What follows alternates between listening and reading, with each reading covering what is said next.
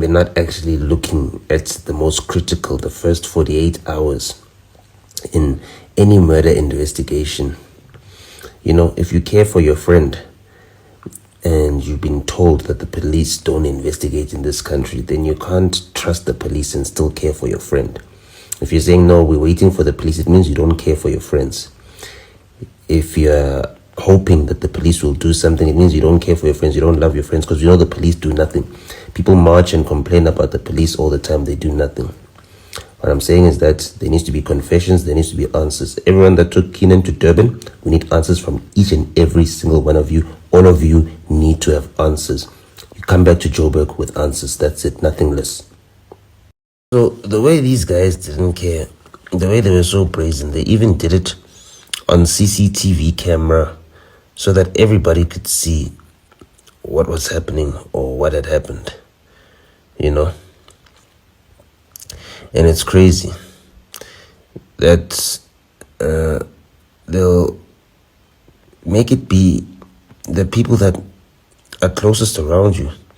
And if you look at Keenan and the way he died, he was surrounded by people who were only around him because he provided their paycheck. Everybody around him depended on him for an income, you know.